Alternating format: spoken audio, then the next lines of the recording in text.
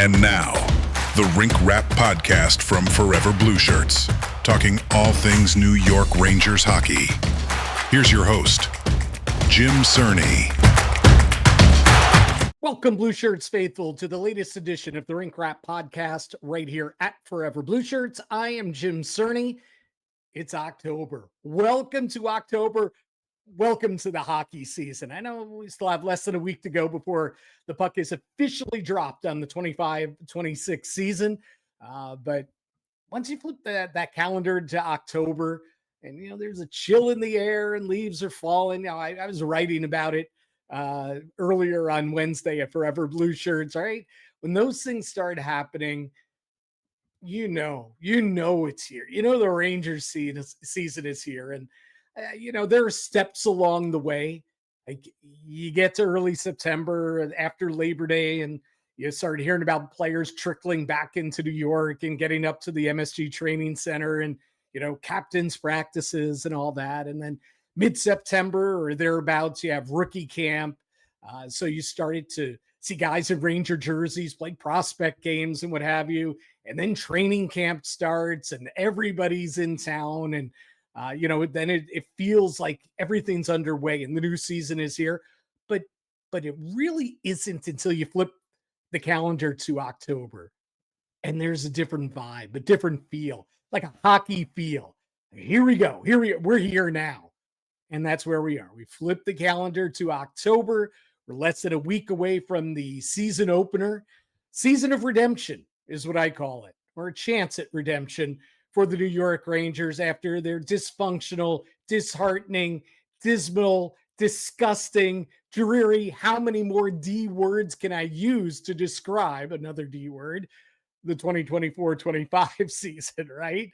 So season of redemption for the New York Rangers, they hope. Drop the puck October 7th, Madison Square Garden, 8 p.m. Be there. Mike Sullivan's new team against Mike Sullivan's old team. Lots of star power, right? Igor and the Breadman and Mika and Fox, Sid, Gino. Right? We're fired up for it. But there's still a lot of work to be done before getting to that point, before the roster is finalized. Some guys still need to get healthy. Still a lot going on for the New York Rangers before the regular season of redemption, as they hope, gets underway at the Garden. Again, less than a week away. So still a lot to talk about. Last week, we really kind of did a dive about halfway through the preseason. Where do the Rangers stand? Whose stock is rising? Whose stock is falling? And one of the guys that we talked about, and I wrote about, because I wrote a story about this on Forever Blueshirts last week, about this, rising and falling stocks. And I said at the time on the podcast last week that I thought Brennan Othmann, I was going to give him a stock rising. He was on my either stock neutral or stock falling up until that first preseason game, the third preseason game overall, but the first one against the Islanders last Thursday. And I thought Brennan Othmann finally had captured where he needed to be. He was so noticeable in that game.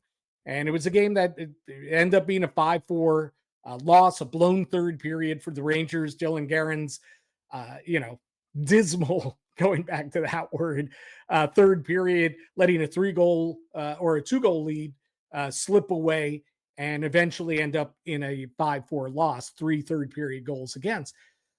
But I thought Brennan Othmann in that game, and I talked a lot about it last week, he was noticeable. I didn't think he was really noticeable the first 2 games. And when he was, it was for all the wrong reasons. Like in the Devil game, which was the preseason opener out at the Rock, he had the elbowing major penalty, the game misconduct. He almost got, probably it was reviewed and he could have been suspended for it or had a hearing for it or been fined for it. He escaped that. But that was his most notable moment in his first 2 preseason games. But then in the third preseason game rolled out there, getting a long look from Coach Mike Sullivan. Othmann was doing the things that you needed him to do. He was winning puck battles along the boards in the corners. He was getting his big body to the net, and he scored a goal as well. And It displayed, or on display, was his offensive prowess, right? This guy, 50 goal scorer in the Ontario League, guy who scored 21 goals for Hartford as a rookie pro a couple years ago. This is what he does. And it wasn't from in front of the net. It was a pass that he took on left wing, skated into the circle, and wired home a power play goal. He did that along with all the other things. Really active, really noticeable in that game. So, you know what? I erred on the side of saying, you know what? He had a great rookie camp and kind of was a dominant player in the prospects games against the Flyers. Okay, slow start to training camp and the regular preseason, but now he had this game. Here was his jumping off point against the Islanders in the third preseason game. So then I wanted to see, let's see what he does. Okay, we gave him a pass pretty much and said, stock is trending up. And then he kind of flatlined, maybe even less than that, against the Islanders. Islanders played a lot of their regulars, a lot of the guys that you're going to see in their opening night lineup on Monday night at UBS Arena. Othmann and a lot of other Ranger youngsters were in that lineup as well for the Rangers, or were in the Rangers lineup. Some impressed, others did not. And Othmann struggled with the puck, turnovers. He played up in the lineup, but against, good quality opposition. And clearly there was something from that game and from the overall collection of the 4 preseason games that he played that led to the Rangers sending him back to Hartford to start the season.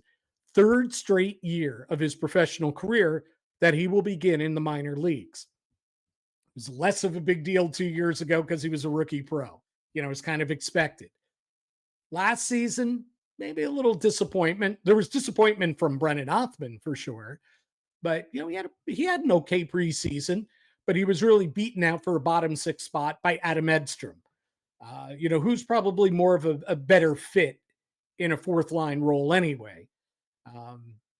So again, you're able to kind of accept it, and Rangers coming off a President's Trophy season. It would have been nice to see Othmann force his way onto the roster, but at that point you still had Capo Caco and, Filipino was centering the 3rd line. It was a different look for that Ranger team as they were running it back after winning the President's Trophy. But this season, this really felt like, or this preseason really felt like, it's there. Brennan Othmann's got to grab it. He said all the right things in rookie camp, said all the right things, at the start of training camp, did all the right things, was a dominant player in rookie camp, as well he should have been. Then he needed to carry it over into the preseason, into the big boys training camp, and it didn't quite translate. And, the explanation given by Mike Sullivan, he used these words: predictability, reliability, and dependability. Those are things that we need to see more from with Brennan Othmann. And we especially need to see more of that on the defensive side of the puck. That's what this came down to. It didn't appear that Mike Sullivan and the staff and management were upset that he only has 1 point in 4 games. He only has 1 goal in 4 games, on top of still looking for his first NHL goal 25 games into his NHL career. That didn't seem to be, and didn't come up from the head coach when talking about Othmann being sent to the minors to start the season. That isn't what was being raised. And not even puck battles or getting to the front of the net, not even that stuff. It was the defensive part of the game. They didn't think clearly that his overall game, his 200-foot game, is NHL ready. So he certainly has the list of things, laundry list of things that he needs to work on when he goes back to Hartford. Of course, they might have viewed him in a different light had he had 4 goals in 4 games, right? Or he was Noah Laba and he has 5 points in 4 games. Or Gabe Perreault, a couple goals and an assist in 4 preseason games. That's why those kids are still here. And Sullivan said as much. He said, the players that are still here, referring to the younger guys, including Brett Berard, The reason why they're still here is because they deserve to be here. They deserve to be on the ice at this stage of training camp. The unsaid, he didn't say this, but the unsaid is Brennan Othmann does not deserve to be here at this point of training camp. As we continue to pare down our roster, now down to 27 players, and it's going to be 26 after Wednesday because they placed Casey Fitzgerald on waivers to send him to the minors. So that'll knock it down to 26 players remaining in training camp. And remember, the Rangers are going to take 22 players probably on the opening night roster, which would be one extra defenseman, one extra forward, because that's typically what Chris Sheary does as general manager, keeps the roster at around 22 players. Could be 23. Obviously, that's the maximum. So that means there are still 3 or 4 cuts to be made before opening night. And the Rangers decided this time around, Brennan Othmann is not going to last until the final cuts. They moved him earlier than expected, certainly earlier than Othmann wanted, and earlier than most of the fans wanted. I had fans getting to me on X, sending me messages and commenting saying, they should give him a full look, a full run, just like Gabe, just like Noah, Scott Morrow, the defenseman, Brett Berard. Othmann deserves that. He's a first-round pick, 2021 first-round pick. He's a third-year pro. He's more NHL ready, than Laba or Perreault, who are absolute rookies. Perreault's played 5 NHL games. Laba's yet to play an NHL game. Othmann's further along in his development, just like Brett Berard is, both third-year pros. Some fans were really upset about it. And then there are the other fans that got to me and said, hey, another failure, another first-round failure for the Rangers, another developmental failure by the New York Rangers of failing to develop this guy. But I won't go to those lengths yet, right? I don't know that there's failure here. I don't know that this is Kravtsov, or Anderson. I don't see it that way, right? I think Brennan Othmann can still play. I think right now he fits into that bottom 6 mold, right? I think he's more of a third line guy. I thought he was going to be, and I still think he can be, a solid third line player, but he's got to improve his defensive game. And Mike Sullivan's been clear about this when he's talked about it, the makeup of his third line this season. He said they need to start shifts defensively in their own zone, win a faceoff, transition the puck out, and go the other way. We need them to play defense. That's what Mike Sullivan said. Whatever the makeup of that line is, and we'll get to that, they need to play defensively. They need to be good defensively. They need to win faceoffs. They need to win puck battles. They need to defend and keep the other team off the score sheet. And then they need to transition. They need to generate offense. And I think in the long run, despite the numbers that we threw out at you here about what he's done in 25 NHL games and what he did in the preseason, I think Brennan Othmann can score in this league. I think he's got that skill set. But it's the other part that he needs to develop down at Hartford. We're going to keep an eye on him and certainly keep tabs on him once the AHL season starts.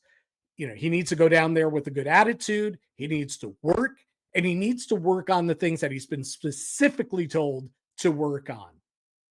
And that is a key part of the season because I think Brennan Othmann is going to play a role on the New York Rangers at different points this season. How big a role, we'll see. Even last year, he got his feet wet in the NHL, 22 games after 3, a quick 3-game call up the previous season, 22 games, but, he was averaging under 10 minutes a night. He was playing a lot on the fourth line. I don't know that that's a great situation for Brennan Othmann. I think he's got to be a top 9 guy. Primarily, I think to break into the NHL, a third line role works for him, but he didn't earn that spot. And so we shift to the focus to the kids that are still here. Gabe Perreault, 20 years old, who's, in my book was the better prospect heading into training camp than Othmann, but certainly less experience at the pro level, but just seems to have the sense, the hockey sense to crack an NHL lineup at age 20. And he has proved in the preseason that he can score, that he can think the game. And guess what? He hasn't been outmuscled. We talk about his size and his foot speed as being the things that may hold him back at the NHL level. Well, we haven't seen that yet. Now, the games haven't, started to count yet. He's not skating against, NHL players every shift in the preseason because he's going up against guys, minor league guys, prospects, like what he is, as well as some NHL players. So his first couple games, he's playing top line minutes, but Juuso Parssinen was his center, and he's playing against teams like that, players like that, players that were elevated in the lineup early in the preseason just to give them a longer look. Well, against the Islanders on Monday, he was playing against some really top level players, opening night players that will be on the Islanders opening night roster. And it was a tough go for him. It was a tough go for Noah Laba, but they found ways to still shine and make a difference. And Gabe may not have been as forceful offensively and create as many opportunities offensively as he did in his first 3 preseason games. But he found a way to be a difference maker, finding Laba for that game-winning overtime goal against the Islanders on Monday night. He found a way to continue to show that he's a special player. Now, will he be on the opening night roster? Not sure. I thought Vince Mercogliano did a great job of pointing out and reading between the lines with Mike Sullivan, something that I have felt all along, that they're bringing along these young kids. They want to give them deep, long looks into training camp, expose them to the NHL as best as they can, and NHL players and NHL opposition the best that they can. But when push comes to shove, there is a pretty good chance that Gabe Perreault, Noah Laba, and Brennan Othmann's already there, and probably Scott Morrow as well, are going to open the season with Hartford. Doesn't have to be that way. Listen, Thursday when the Rangers host the Devils at the Garden in a preseason game, if Gabe Perreault goes off, skating, he's going to be on a line probably with Mika Zibanejad in the middle. Again, we'll get to that in a little bit. And Alexis Lafreniere on the right side. If he goes off and has a couple goals or creates a ton of scoring chances or picks up some assists and, turns your head and says, hey, listen, we can't keep this guy off the opening night roster. We can't keep him out of the lineup. We are better with him in the lineup. If that's the case, then that's the case. But I think if he continues to play well, but just doesn't blow your socks off in Thursday night's game, I think he's going to start the season at Hartford. Then there's Noah Laba. We talked about the overtime game winner, 5 points. He leads the Rangers in preseason scoring. He's played in every preseason game, just like Gabe Perreault has. 5 points, goal, 4 assists. Where he is different from Brennan Othmann and even Gabe Perreault is that he's much more advanced with his 200-foot game. He comes out of Colorado College, played 3 years there, played in all situations. He was their star player. So not only was he expected to put points on the board, put the puck in the back of the net, but he was expected to win faceoffs. Every key faceoff, Colorado College, Noah Laba was out there. Offensive zone, defensive zone, power play, penalty kill. And that's what he started to do at Hartford last year when he finished out the season with them, when he signed his ATO after the NCAA season was over. Played 11 games down there. He had 5 points. He had 3 goals. He did score a shorthanded goal. The Rangers had him playing, or Hartford had him playing in every game situation. And that's where he caught our eye and why we wrote so many stories about him this offseason on Forever Blueshirts, why we talked about him so much on the podcast. He stood out. He's got a man's body. He is 6'3", 215 pounds. He is solid. He can skate, gets his nose dirty. He wins puck battles. He defends in his own end. He's good, adequate, certainly at this level in the faceoff circle. Plays both special teams. He looks like your prototypical 3C. And if I'm the coach, and again, I'm not, and I don't get a vote, he's certainly shown me enough in training camp and the preseason that opening night, he's my 3C. Doesn't mean Juuso Parssinen doesn't have to be on this roster, or you have to send him back, down to Hartford and expose him to waivers. Don't forget Parssinen can play on the wing. You could do worse than Parssinen, left to right. Parssinen, Laba, Taylor Radish for your third line.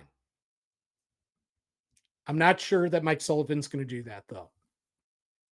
We have yet to see Parssinen in a preseason game or in training camp, scrimmages, practice, play on the wing.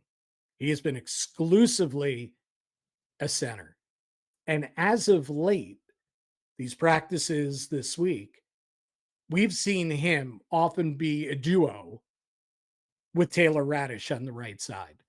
And you know that Radish is pretty much locked in as your third line right wing. So Parssinen is getting most of the reps, nearly all of them this week, as we're less than a week before opening night.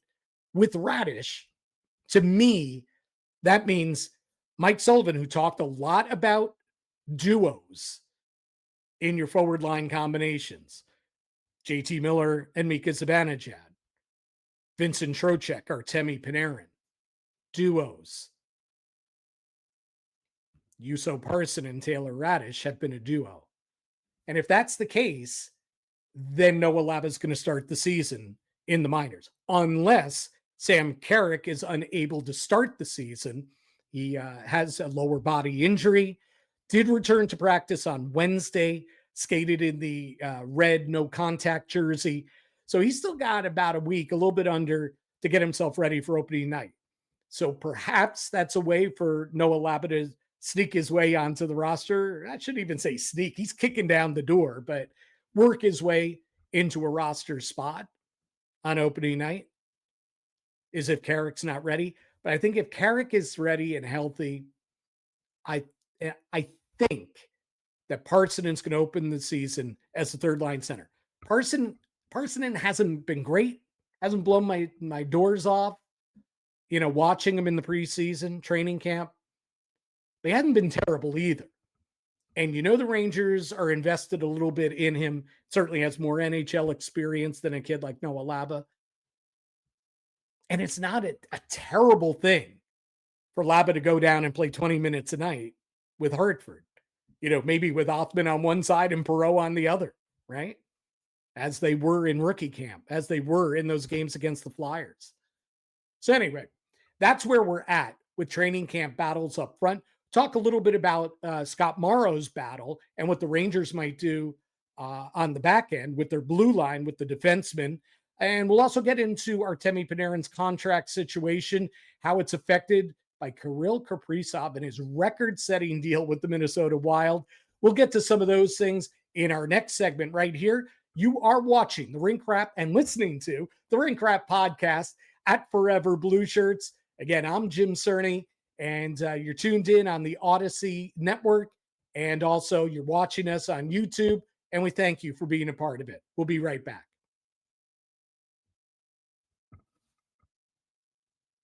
Back here on the Rink Rap Podcast at Forever Blueshirts, I am Jim Cerny. Again, follow me on X at Jim Cerny. Follow us on X at Forever Blueshirts. And of course, head to foreverblueshirts.com, the website, for all of our material. We're kicking out, multiple stories every day throughout training camp. Of course, we do the same thing in the regular season, the off season. We are always digging deep on everything New York Rangers. So we were talking about the forward,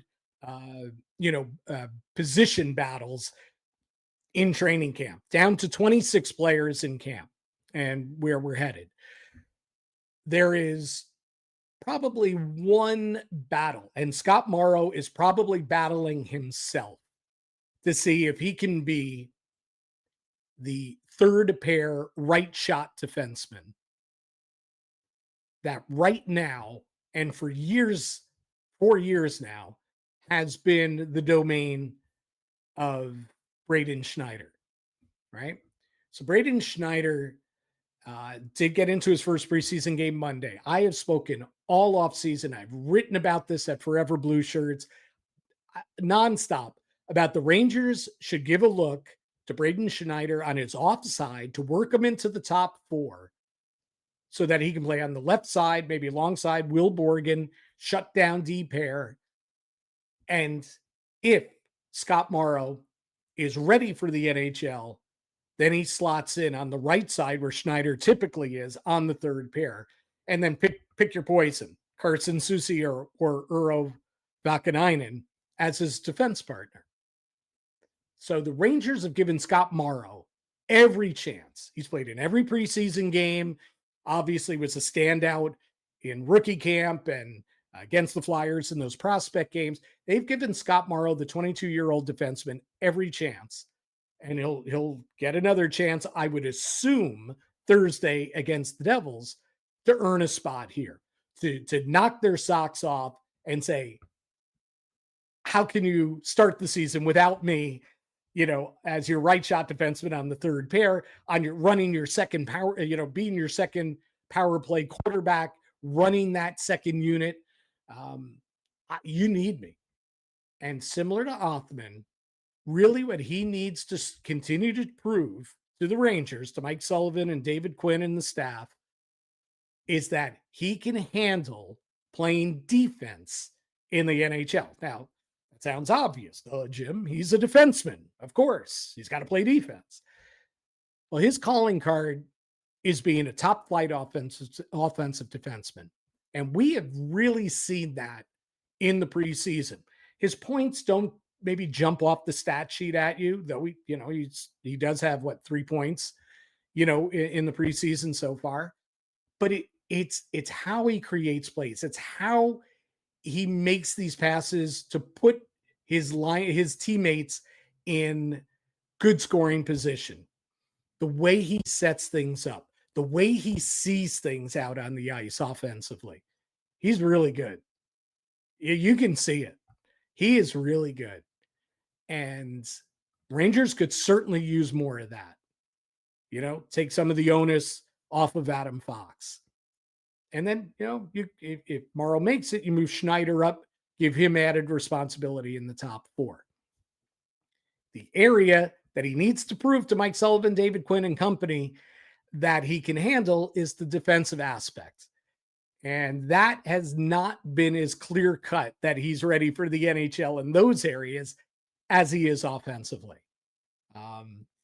Morrow's had some downright shaky moments defensively.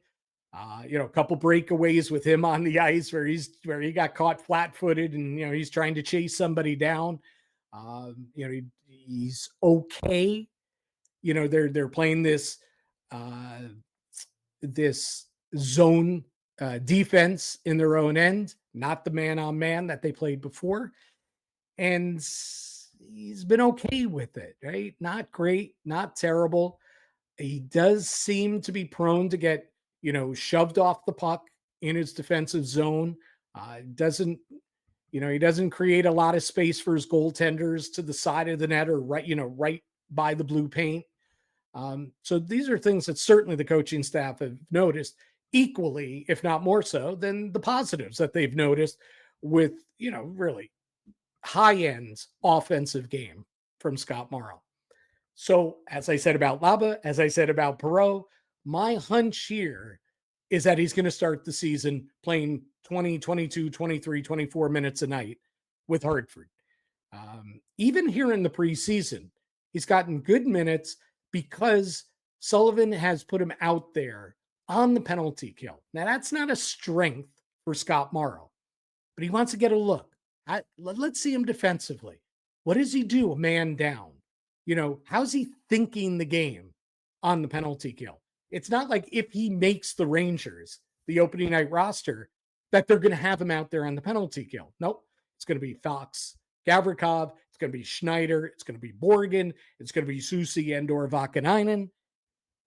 So even if Morrow's there, he's the last defenseman that you're probably going to put on the penalty kill. But in the preseason, the Rangers wanted to get him a look at him, in a more defensive posture. How does he handle himself?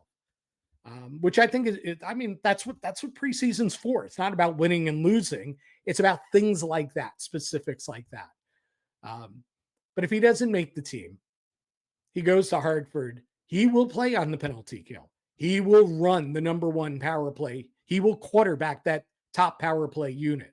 That will probably have Othmann, and probably will have Gabe Perreault, as I stated before, and Noah Laba, all those guys, and some veterans as well. The Anton Bleeds and guys like that. Casey Fitzgerald, who, as we said, is heading back to Hartford as well.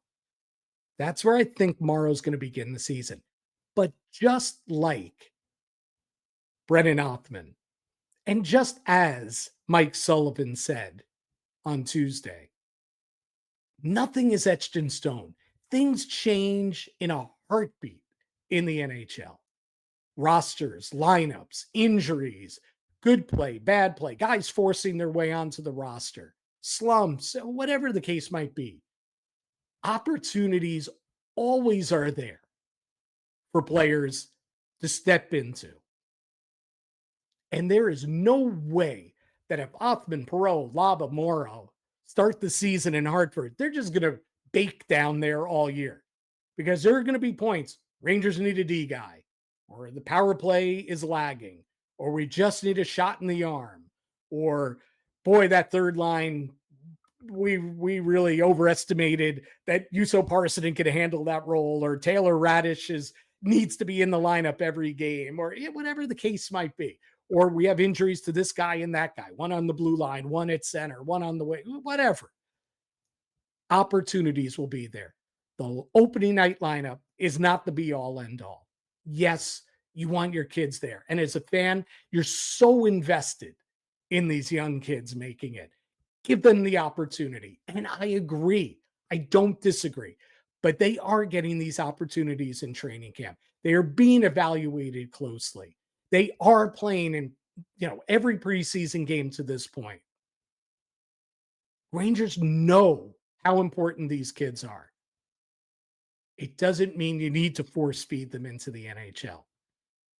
Now, I stated my case for Noah Laba. I would have him on my opening night roster.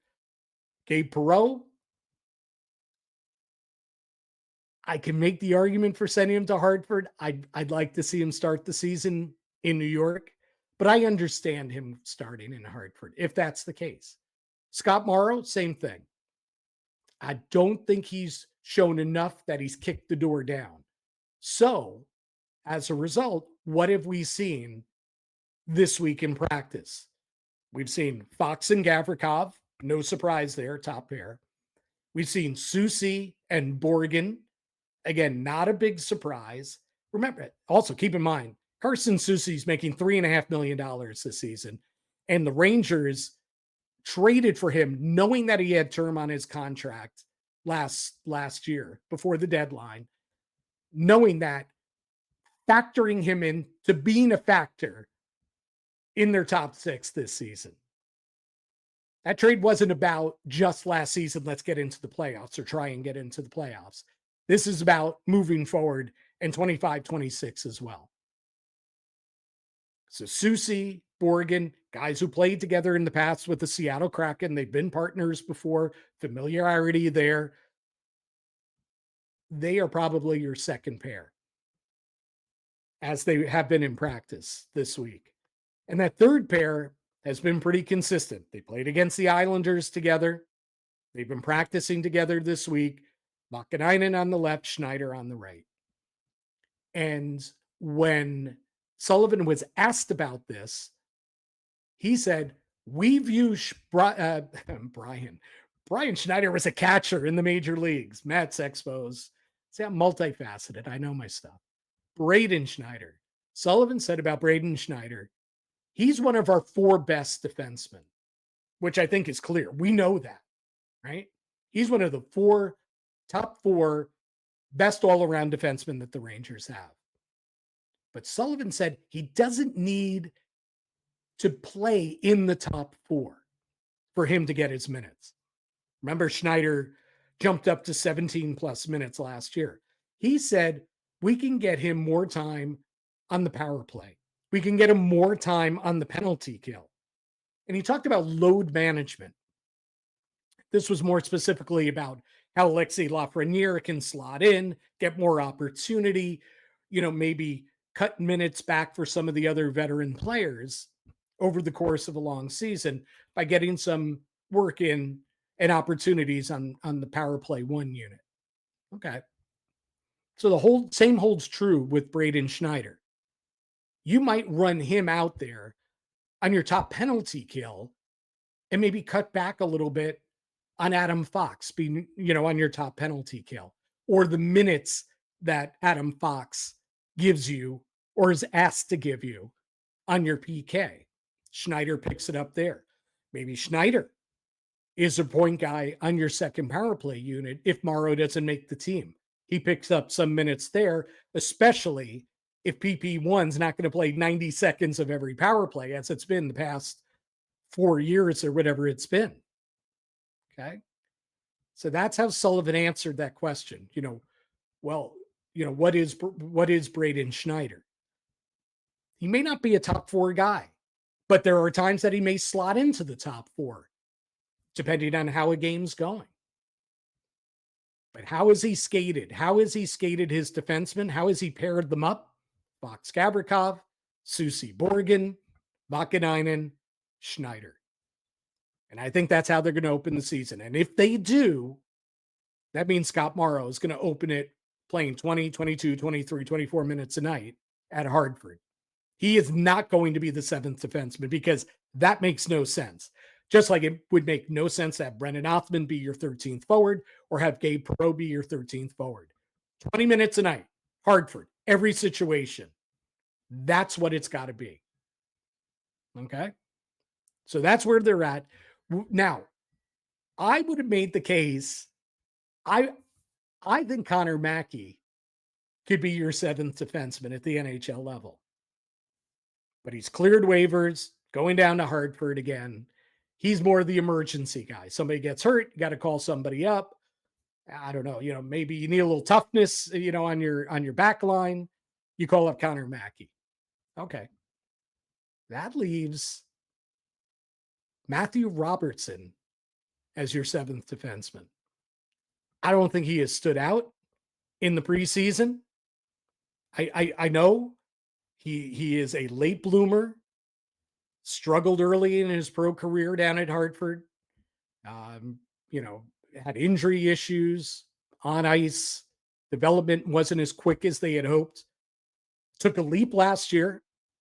He was a top four guy for Hartford, minutes-wise, situationally. Had a good season and was rewarded at the end. Rangers didn't make the playoffs.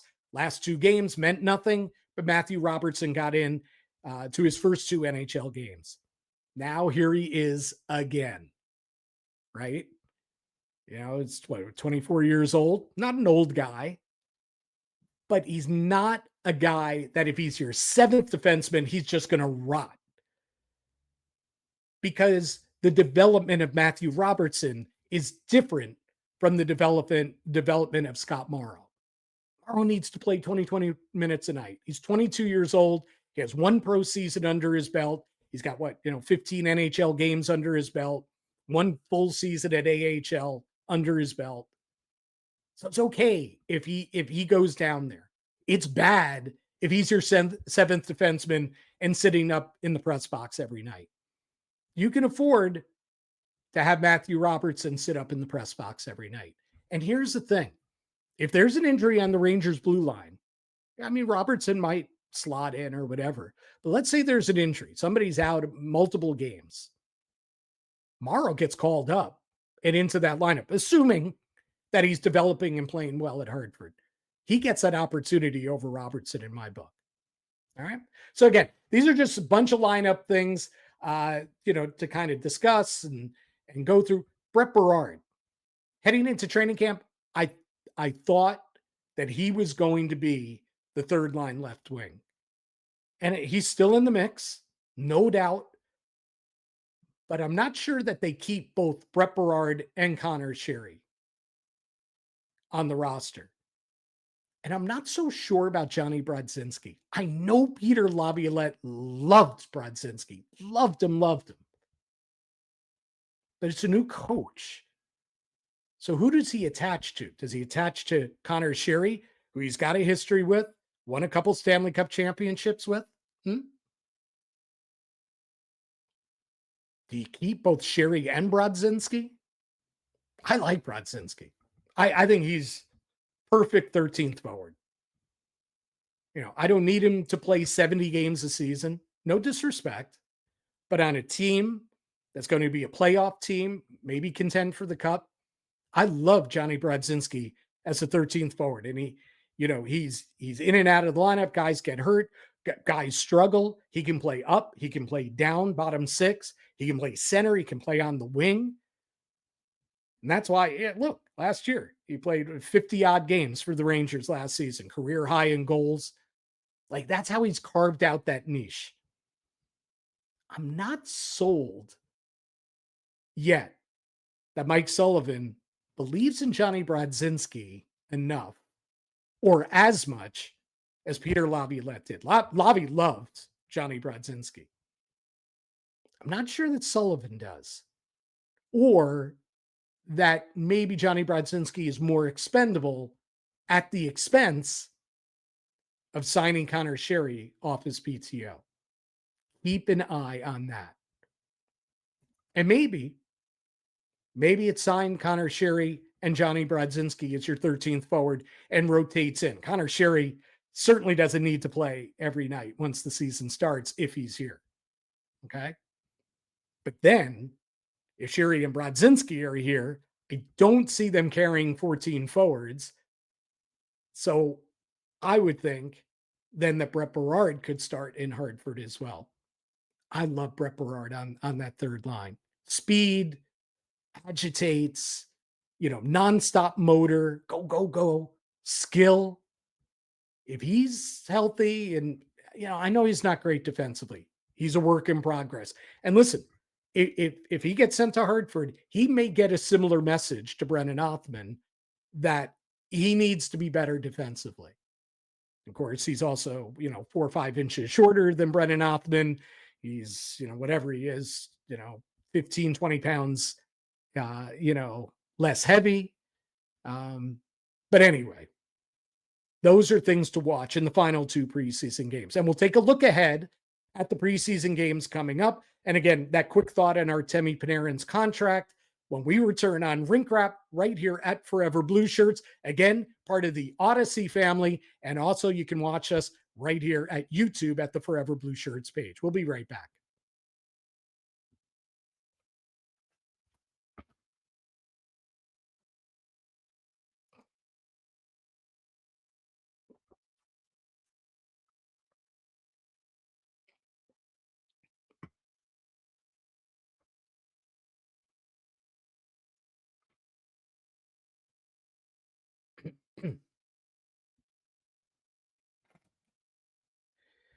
Three, two, one. Welcome back to Rink Rap here at Forever Blueshirts. I am Jim Cerny. Thanks for tuning in. Again, remember, always go to the website at foreverblueshirts.com. Follow us on X at Forever Blueshirts, and also right here personally at Jim Cerny. We love hearing from you, the messages, the commentary, all of it. And I try and work them into the broadcast as well. So certainly do that on a regular basis. I know you're fired up. We're about to drop the puck less than a week away on the regular season. So looking ahead this week in this final segment, 2 preseason games still on the schedule. They are important games because now Mike Sullivan wants to get the lines together, the defensemen together, the power play units, the penalty kill units. He wants to get everything together at least for 1 or 2 full games before they start the regular season. Now, That said, Sullivan said on Wednesday that JT Miller, as a precaution, will not play, against the Devils in that preseason game at the Garden. JT has been dealing with a lower body injury, hurt earlier in the week on Monday morning at practice. So he did not practice again on Wednesday. He didn't practice Tuesday. He will not be will not be in the lineup, being held out of the lineup on Thursday. Sully said it's precautionary. Okay, we'll see. Rangers certainly need JT Miller out there as a leader, as a player, 200-foot game, setting an example, offensive production, power play, penalty kill, face-offs. They need him out there. So keep an eye on Mika Zibanejad, who is slotted back into the middle. He's starting. They want to start him on the season, right wing on JT Miller's line. But with Miller out, Zibanejad is centering a line here in training camp, Perreault and Lafreniere, heading into that preseason game on Thursday. And, listen, Mike Sullivan said, we know he can play center. We know he can play center really well. He's done it for 14 seasons in the NHL. So should be seamless for him to slot in there, and gives him a chance, to do something that he did a lot in training camp, but be able to do it in a game situation. The perfect scenario then would be he does that Thursday, then Saturday afternoon up in Boston up against the Boston Bruins in the final preseason game, is that Miller healthy, and then Zibanejad shift back to the right and get them to play a second preseason game together as they did earlier in the preseason. So that's kind of the perfect scenario for the Rangers and for their top line. Also, let's see if we get Artemi Panarin into the lineup. He has yet to play a preseason game, yet to make his preseason debut, but he has been practicing now for several days in a row. So it looks like, again, he's, he got rid of no contact jersey and all that. He's wearing a regular jersey. I would expect that we'll get to see the bread man in the final two preseason games, but we will see. Those are the things to look out for in the final two preseason games. And then, of course, then the final cuts and the final roster of either 22 or 23 players. I'll let you know what I think, which way they're going to go, what I think Mike Sullivan's going to do. I gave you my opinion on which way I would go as well, but we'll see. That's coming up. And then, of course, opening night next Tuesday at Madison Square Garden. Next week, we'll be back with Rink Rap with our preseason predictions. We'll certainly get a special guest in here to help, take a look and preview the upcoming Rangers season, where they stand, what the roster decisions are. We'll break it all down. All of that will be next week on Rink Rap. And quick final thought on Artemi Panarin. New contract, or, set to become a free agent at the end of the season. Been calling around, talking to people in the know, and everyone agrees that Artemi Panarin is not going to leave money on the table just to remain with the New York Rangers. So it's a delicate situation. If the Rangers let him play it out this season, without getting a contract extension during this season, tough decisions coming up for Chris Drury, Artemi Panarin. If he stays healthy and he's productive again this season, won't matter that he's 34 years old next summer. He's going to get a lot of money from someone, maybe the Rangers. He's going to get money from somebody.